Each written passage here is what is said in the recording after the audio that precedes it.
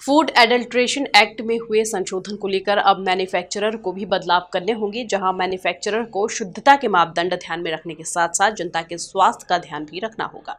खाद्य सामग्री की शुद्धता को लेकर प्रशासन अलर्ट है, जहां लगातार जिला प्रशासन की ओर से कार्रवाई भी की जा रही है। वहीं फूड एडल्ट्रेशन एक्ट में हुए संशोधन को लेकर अब मैन्युफैक्चरर को भी बदलाव करने होंगे, जहां मैन्युफैक्चरर को शुद्धता के मापदंड ध्यान में रखने के साथ साथ जनता के स्वास्थ्य का भी ध्यान रखना होगा। देखिए, जो फूड को लेकर फूड एडल्ट्रेशन जो एक्ट में संशोधन हुए हैं, इसको लेके बहुत स्टेट ऑफ आर्ट चेंजेस करने पड़ेंगे सभी मैन्युफैक्चरर्स को।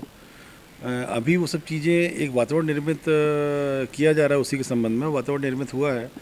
मेरा ये मानना है कि अगर अच्छे उद्देश्य से आम जनता के स्वास्थ्य को ध्यान में रखते हुए अगर सरकारी तंत्र काम करे, हमारे जो फूड सैम्पलिंग वाले इंस्पेक्टर्स हैं वो काम करें और उन पर नियंत्रण हम लोग प्रभावी तरीके से रखें हैं, तो एक वातावरण निर्मित होता है जिसमें कि सभी मैन्युफैक्चरर्स मजबूर भी होते हैं और स्वेच्छा से भी समाज के हित में काम करने के लिए तैयार हो जाते हैं कि जो भी गवर्नमेंट ऑफ इंडिया ने फूड एडल्ट्रेशन एक्ट के संबंधित या मैन्युफैक्चरिंग सेक्टर में जो जो शुद्धता को लेकर के जो मापदंड तय किए हैं उसका पालन करने के लिए जो भी पैसा व्यय हो रहा है मैन्युफैक्चरिंग यूनिट वालों को अपने मैन्युफैक्चरिंग यूनिट में, वो करने में तैयार हो जाते हैं।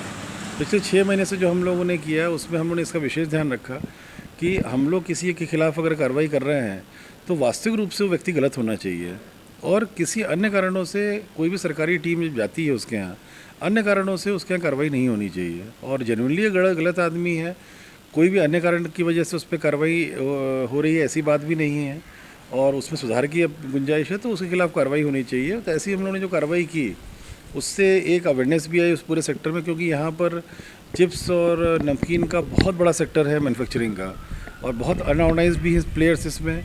बहुत ऐसे प्लेयर्स भी हैं जिनको गुणवत्ता से कोई लेना देना नहीं है। बहुत ही गंदी जगह पे लोगों ने नमकीन बनाते हुए हम लोगों ने कार्रवाई की है, FIR रजिस्टर की है, जेल भेजा है लोगों को। तो कहीं ना कहीं वो पूरा तरह से खिलवाड़ है एक आम जनता, गरीब जनता, क्योंकि इस तरह के नमकीन गरीब जनता, गरीब बच्चे ही लेते हैं इसको, तो उनके गरीबों के प्रति खिलवाड़ कर रहे थे पूरी तरह से स्वास्थ्य के लिए।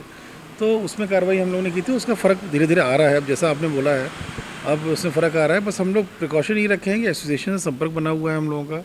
एसोसिएशन इसमें बहुत प्रोएक्टिव होकर एक सही दिशा में काम कर रहा है।